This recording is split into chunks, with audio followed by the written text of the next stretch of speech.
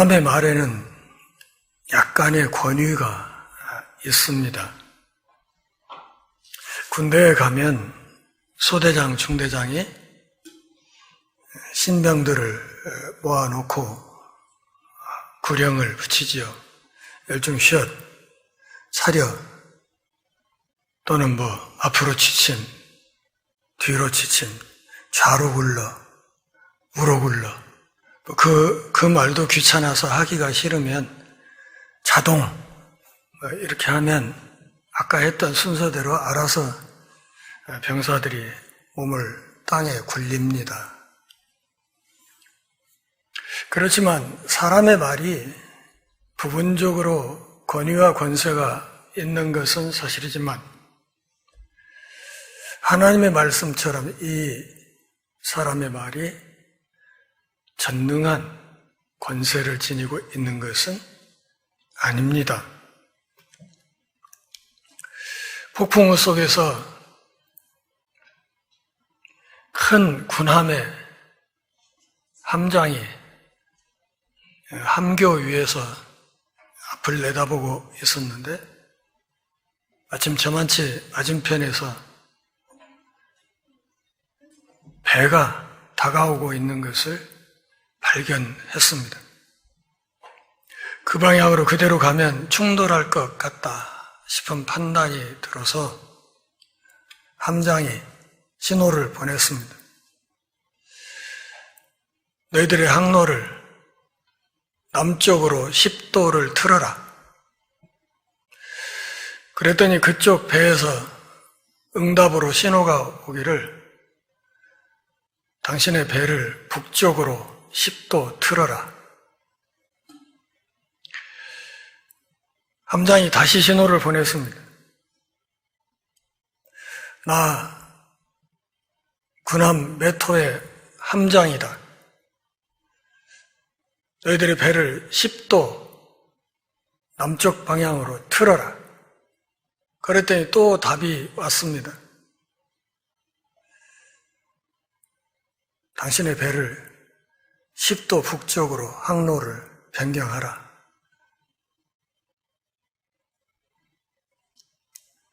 그래서 화가 나서 다시 신호를 보냈더니 다시 그쪽에서 답이 왔습니다. 당신의 배를 10도 북쪽으로 항로를 바꿔서 행진하라. 여기는 등대다.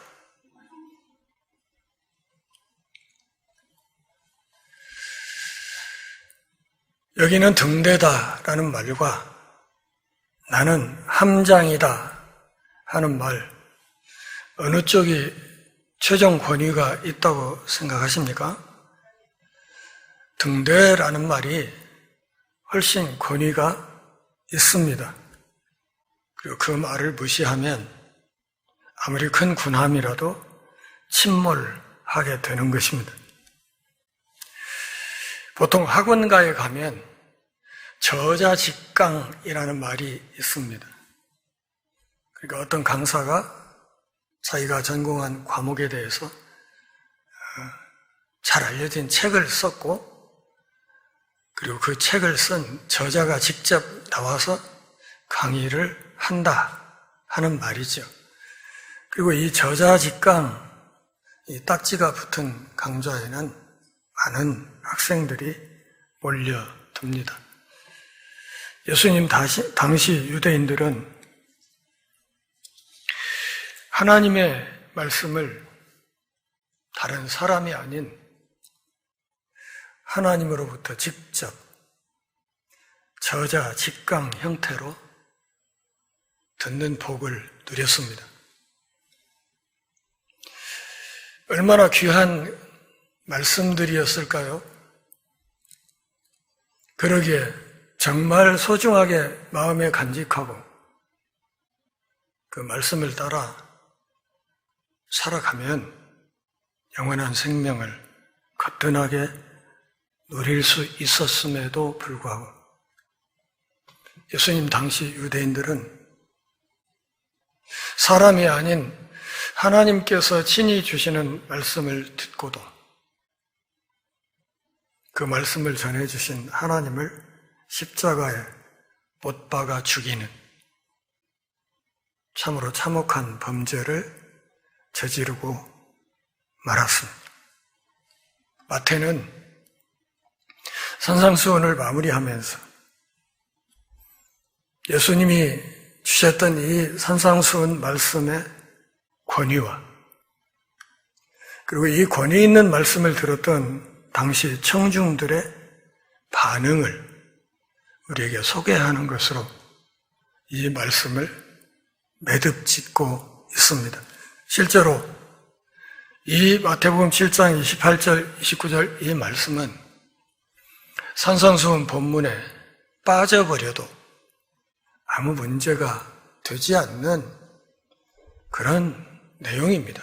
그럼에도 불구하고 마태는 이 귀한 산상수훈을 정리해서 우리에게 소개한 다음에 예수님이 주셨던 이 말씀의 권위, 그리고 그 권위 있는 말씀에 대한 당시 청중들의 반응을 명확하게 소개하는 것으로 이 말씀을 마무리 짓고 있습니다.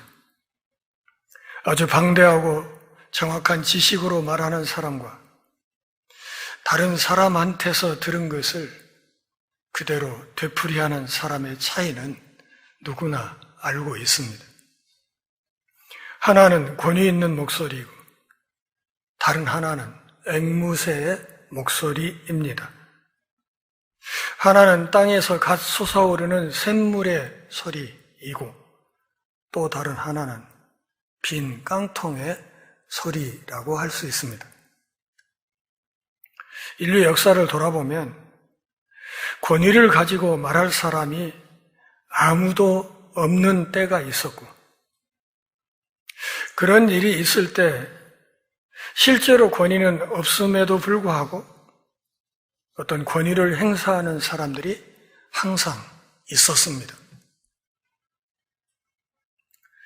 예수님이 오시기 전 500년 동안 유대인들에게는 선지자가 없었으며 그 결과 서기관들이 성경을 기계적으로 배웠기 때문에 사람들 앞에서 명백한 권위자로 행세했습니다.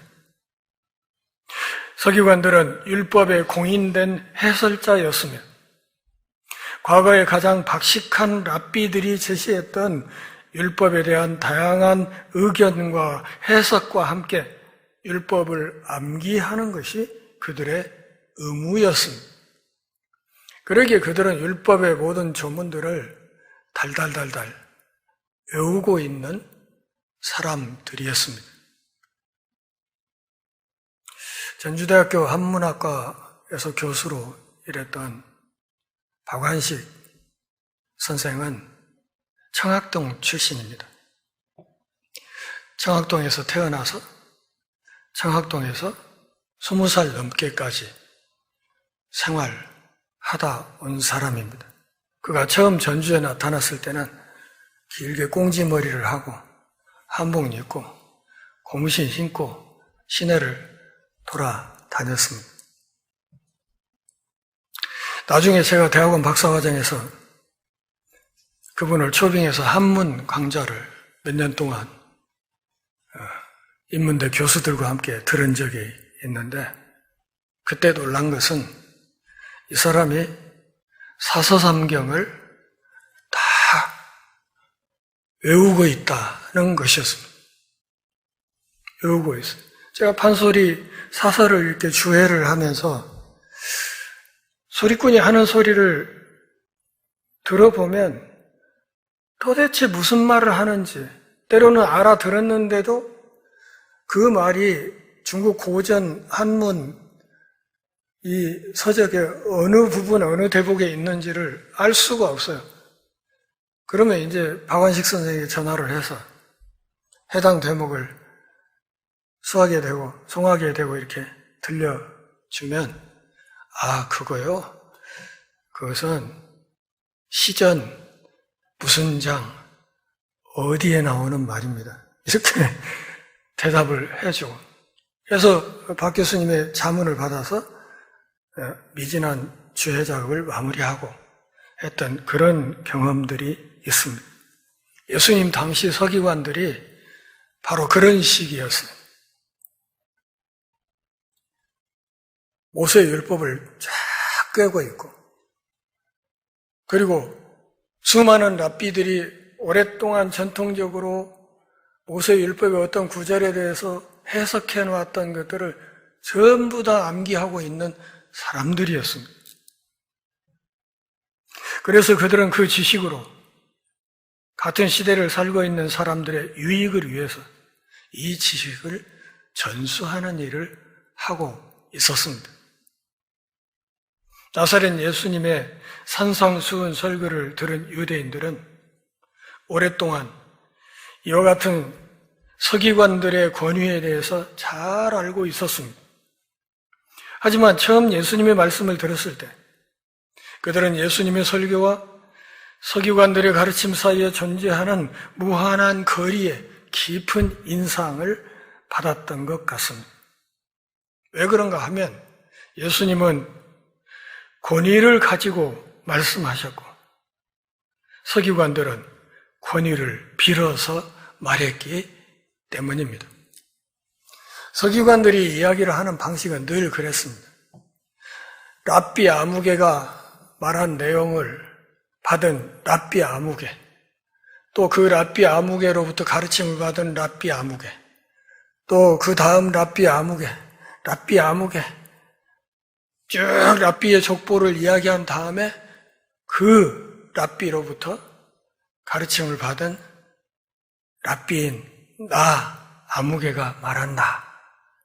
이렇게 랍비의 족보를 빌어서 쭉 설명을 한 다음에 비로소 자기 가르침을 전하는 그런 방식이었습니다. 서기관들은 스승이었던 랍비들의 권위를 빌어서 이야기했고 그들이 말했던 모든 것을 이전에 말했던 유대교의 전통에 의지했습니다. 예수님은 진리에 대한 직접적인 직관을 가지고 당신의 영혼으로부터 권위를 가지고 말씀하셨으며 따라서 듣는 사람들의 응답하는 영혼에게 직접 말씀하셨던 것입니다. 예수님의 말씀을 들은 사람들이 느끼기에 이 차이는 정말 눈부신 것이었습니다. 의심할 바 없이 이 사실은 매우 강하고 지속적인 인상을 남겼을 것입니다. 그러기에 이 산상설교를 기록하는 마태는 이 지점에 주의를 끌면서 그의 기록을 끝맺고 있는 것입니다. 28절, 29절 같이 다시 한번 읽어보실까요? 예수께서 이 말씀을 마치심에 무리들이 그의 가르치심에 놀라니 이는 그 가르치시는 것이 권위 있는 자와 같고 그들의 서기관들과 같지 아니함일러라. 서기관들이 가르치는 방식과 현저히 달랐다. 그 이유가 무엇인가?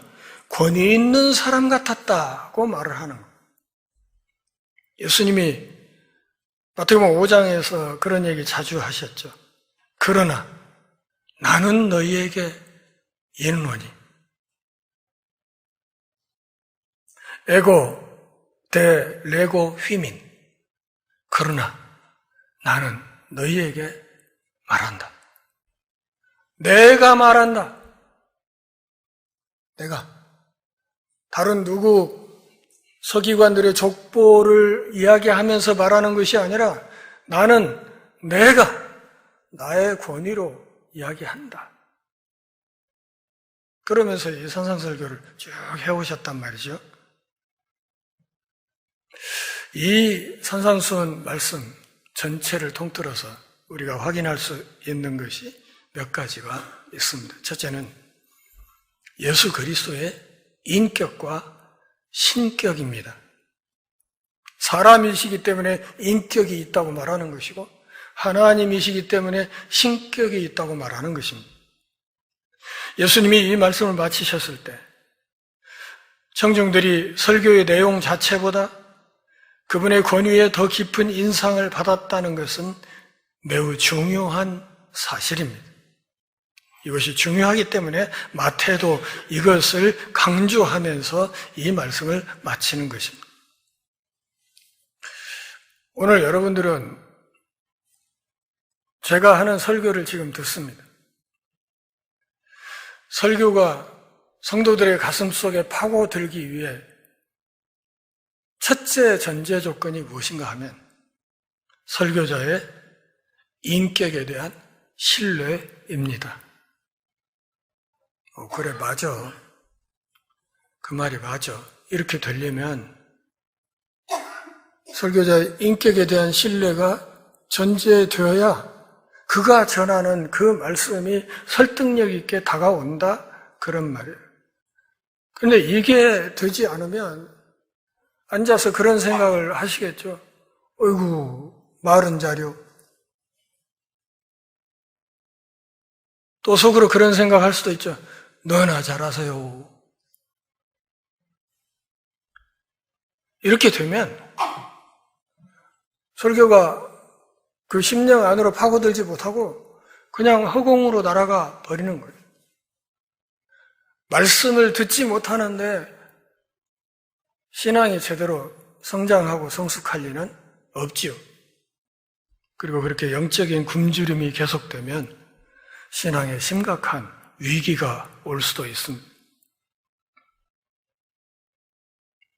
예수 그리스도를 구세주와 주님으로 믿는 믿음이 충만해졌다는 것은 오늘 본문에 기록된 놀라움보다 청중들의 반응이 훨씬 더 컸을 것임을 짐작하게 합니다. 지금 마태가 말하고 있는 이 표현, 이것보다 훨씬 더 큰 감동으로 예수님의 말씀이 그들의 가슴을 파고들었을 것이다. 그런 말입니다. 그러나 당시에는 예수님의 측근 제자들조차도 그러한 신앙 고백이 가능한 단계에 이르지 못했습니다. 그러므로 그리스도의 사역의 이 단계에서 그들의 관심은 설교자 자신에게 집중되어야 하는 것이 훨씬 더 중요했습니다. 그분은 제자들이 따라야 할 좁은 문 뒤에 있는 좁은 길이기 때문입니다. 그분은 그들이 이제 건축을 시작해야 될 신앙의 기초가 되는 반석이시기 때문입니다. 그러므로 예수님의 권위에 감동을 받는 것은 그들이 그분에게 감동을 받았기 때문에 결코 나쁜 것이 아닙니다. 그리고 산상수훈은 완벽하게 이해되지 않더라도 그 말씀이 그 기능을 수행하는 한 효과가 없는 것은 아닙니다. 오늘날에도 마찬가지입니다. 우리가 산상수훈을 공부하는 중요한 이유 가운데 하나는 모든 성경과 마찬가지로 산상수훈이 주 예수 그리스도를 가리키고 있기 때문이라고 말씀드렸습니다. 지난주 설교의 핵심이 그거였죠. 산상수훈의 말씀 자체가 예수 그리스도시다. 산상수훈의 설교자는 바로 예수 그리스도이시므로 산상수훈을 공부함으로써 우리는 그분과 가장 친밀하게 접촉할 수 있습니다. 이 말씀을 주신 그분이 곧바로 그 말씀 자체다. 그래서 요한복음 1장 1절에서 말씀이 1장 14절에서 말씀이 육신이 되어 우리 가운데 거하셨다. 그렇게 이야기를 했던 것이죠. 우리가 비록 잘 이해하지 못하는 부분이 많이 있어도 그렇습니다. 이 말씀을 통해서 적어도 우리는 그분을 만나야 합니다. 그러므로 다시 한번 주 예수 그리스도를 바라보며 그분의 당시의 권위와 지금도 그분의 권위, 즉 이 말씀이 선포된 권위에 대해서 진지하게 생각해 보는 것이 옳습니다. 왜냐하면 예수 그리스도의 이 말씀에는 그분의 인격과 그분의 신격이 짙게 반영되어 있기 때문입니다. 두 번째로 그렇다면 예수님의 말씀, 그것에 대해서 좀 더 깊이 생각해 볼 필요가 있습니다. 우리는 이 일을 차근차근 해 나가야 합니다. 우리는 예수 그리스도의 말씀 자체의 권위부터 시작해야 합니다. 왜냐하면 그리스도의 말씀을 듣는 사람들에게 처음 인상을 준 것은 바로 이 말씀이었기 때문입니다. 좀 다른데? 뭔가 다른 데가 있는데? 베드로가 처음 부름받을 때에도 갈릴리 바닷가에서 밤새 그물질에서 사탕치고 올라와가지고 허전한 심정으로 다음 고기 잡으러 나가기 위해서 그물을 손질하고 있었지요. 그러면서 근처에 와서 말씀을 전하고 계신 예수님의 이 말씀을 그냥 귓등으로 흘려 들으면서 그물을 손질하고 있었습니다. 그 말씀을 들은 끝에 그의 고백이 뭐였습니까? 주여, 내가 죄인입니다. 나를 떠나십시오. 이것이었습니다. 그분의 말씀에는 내재적인 권위가 있었는가? 물론 그랬고 누구나 이 말씀을 읽어보면 그것을 확인할 수 있습니다. 이 설교와 복음서 전체에서 예수 그리스도의 가르침을 연구하는 사람들, 곧 그 말씀이 다른 모든 사람의 말과 구별되는 직관적인 확신과 성격을 지니고 있다는 사실을 알게 될 것입니다. 예수 그리스도의 가장 놀라운 계시는 바로 그 자신입니다. 그것이 마태복음 5장에서부터 아주 뚜렷하게 드러났습니다. 일찍이 팔복 설교에서 박해에 대해 말씀하실 때 예수님은 청중들이 겪게 될 박해가 자신의 가르침 때문이 아니라 자신과의 관계 때문에 자신을 위한 박해가 될 것이라고 예상했습니다. 너희가 내 이름을 위하여 박해를 받을 수 있다. 산상수훈의 다음 부분에서 예수님은 자신을 권위 있는 율법 해설자로 설정하셨습니다. 너희는 옛적에 사람들이 말하기를 너는 이렇게 하라 하였다는 것을 들었으나 그러나 나는 너희에게 이르노니 라고 반복해서 말씀하시면서 자신을 랍비들과 서기관들보다 우위에 두시고 조금의 사과나 유보나 자격 제한 없이 그렇게 권위 있게 말씀하셨습니다. 에고 데 레고 휘민, 그러나 나는 너희에게 말한다. 서기관들은 자기 선생들의 권위를 빌어다 이야기를 했겠지만 나는 나 자신의 권위를 가지고 너희에게 이렇게 말한다.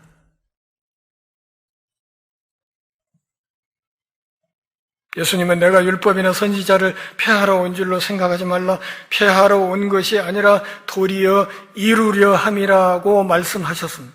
다시 말해서 이 말씀은 내가 메시아다 그런 말입니다. 이 이야기를 하는 내가 누구냐? 너희들이 그토록 언약 속에서 고대하던 바로 그 메시아다. 나는 나다. 이것을 말씀하신 것이죠.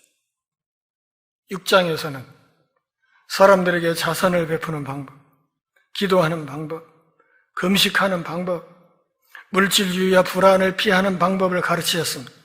그리고 마지막 7장에서 그분은 헛된 가르침에 빠진 사람을 심판으로 이끌 수 있는 모든 것에 대해서 경고하셨습니다. 마태복음 7장 24절과 26절에서 그렇게 말씀하셨죠. 그러므로 누구든지 나의 이 말을 듣고 행하는 자는 그 집을 반석 위에 지은 지혜로운 사람 같으니 나의 이 말을 듣고 행하지 아니하는 자는 그 집을 모래 위에 지은 어리석은 사람 같다. 이렇게 말씀하시면서 7장 말씀을 끝맺고 계셨죠. 이 말씀은 예수님을 다른 모든 종교적 교사들과 즉시 차별화시킵니다. 존 스타트 목사님이 이렇게 말했지요. 율법 교사들은 자기 중심적이지만 예수님은 자기 발전적이다.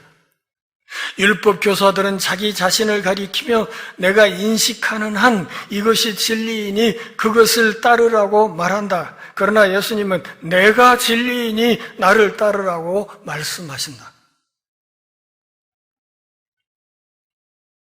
이렇게 분명히 권위를 가지고 말씀하신 분이 있다면 오직 예수님 한 분밖에 없었다는 사실입니다. 그러면 말씀만 하셨는가? 세 번째로 그분의 사역도 있다. 그런 말씀에 어울리는 사역이 뒤따르고 있었다. 예수님은 권위를 가지고 말씀만 하신 것이 아닙니다. 그분은 또한 권위를 가지고 행동하셨습니다. 권위 있는 말씀대로 사셨다 그 말입니다. 따라서 그분의 행적은 그분의 주장을 입증하는 역할을 합니다. 그러면 그분의 행적이 무엇이었을까요? 마태복음 4장 23절에서부터 25절까지 말씀에 따르면 이 설교가 전파될 무렵 예수님은 이미 백성들 사이에서 다양한 종류의 병을 고치셨고 귀신을 쫓아내셨음을 알 수 있습니다. 문둥병자가 치료되고 소경의 눈이 뜨이고 죽은 자가 살아나고 폭풍이 잠잠해지고 물이 포도주로 변하고 수많은 사람들을 오병이어 몇 조각으로 배불리 먹게 하시고 그들의 그분의 권위 있는 말씀에 부합하는 수많은 이적적인 활동이 있었습니다. 그들은 아직 하늘이 열리는 것은 목격하지 못하고 있었습니다. 이 사역들은 예수님의 가르침의 근원을 드러냄으로써 그분을 인정하고 믿고 따르도록 하기 위한 것이었습니다. 우리는 요한복음 3장 2절에서 니고데모가 내린 결론에 도달하지 않고서는 이 사역들을 솔직하게 연구할 수 없습니다. 니고데모가 이렇게 말하죠. 랍비님, 우리는 당신이 하나님으로부터 온 선생님이라는 것을 압니다. 하나님이 함께하지 않으시면 아무도 당신이 하는 기적적인 표적을 행할 수 없습니다.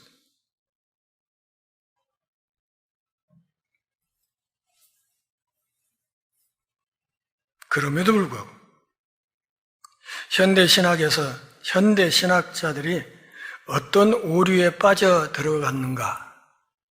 그래서 오늘날 우리들의 믿음이 그 토대가 어떻게 흔들리고 있는가에 대해서는 다음 시간에 이어서 좀 더 말씀을 드리겠습니다.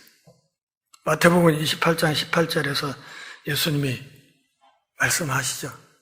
하늘과 땅의 모든 권세를 내게 주셨다.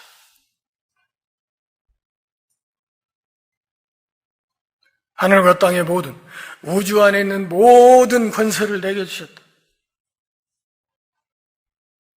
이 말은 하나님의 법을 전달하는 권위를 받았던 사람이 누구였습니까? 모세였죠. 시내산의 모세.